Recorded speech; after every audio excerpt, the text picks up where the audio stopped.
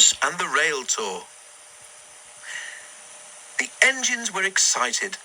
There were to be some special rail tours to the seaside, and no one knew which engine would be chosen to pull them. "It ought to be me," observed Mallard. "After all, that seaside place helped to pay for my repairs." The others thought someone else should have a chance.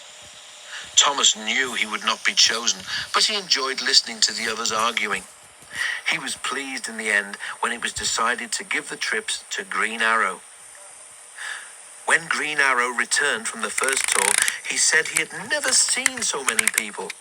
Soon there was talk of putting on extra trains, but this was not possible. "All we can do is add extra coaches," they said. "But then Green Arrow can't pull a train that heavy on his own." "Of course I can," he scoffed. "My brothers and I did during the war." "Can I help?" asked Thomas. The man in charge stared. "I don't see why not," he said. In the morning, Thomas's fireman arrived early. Thomas's fire was lit, and while the warmth crept through his boiler, the fireman made sure all his moving parts were well oiled. Behind, Green Arrow was being prepared too, and when they were both ready, they set off to find their coaches. The station platform was jammed with an admiring crowd, which didn't seem to get any smaller, even after a trainload of people were in their seats. Thomas was coupled in front. He was pleased. He liked to see where he was going. At the seaside station, Thomas was turned round so that he could go in front again. After a rest, the engine set off once more. A ruined abbey stood at a place where the line curved beside a river. A crowd had gathered to wave and cheer, but Thomas wasn't watching them. Looking ahead, he had seen something strange. "Beep, beep! Stop, stop!" he whistled in alarm. The train was heavy and hard to stop, but they managed it just in time. Now everyone was able to see that, in front of Thomas, the rail near the river was lower than the one on the other side. "The water has undermined the embankment," said the inspector. "I'll go to the signal box and sort things out."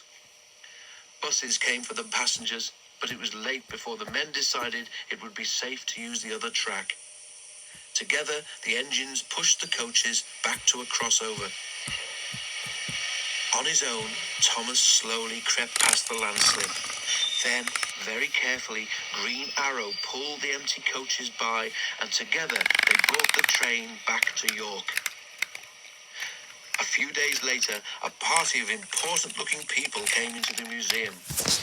One was the man in charge, and behind him was the Fat Controller. "Oh dear," thought Thomas, "they've come to take me away for frightening that child." But the Fat Controller was smiling. The man in charge held up his hand for silence. "Thomas," said the man in charge, "your controller told us you are a really useful engine. He is right. For saving a nasty accident the other day, we have decided that you should become an honorary member of the National Railway Collection. This special plate will remind you of your visit to us. Ladies and gentlemen, 3 cheers for Thomas the Tank Engine. Hip hip, hooray! Hip hip, hooray! Hip hip, hooray! The noise nearly raised the roof. "Well done, Thomas," smiled the Fat Controller. "I knew you would be a credit to our railway."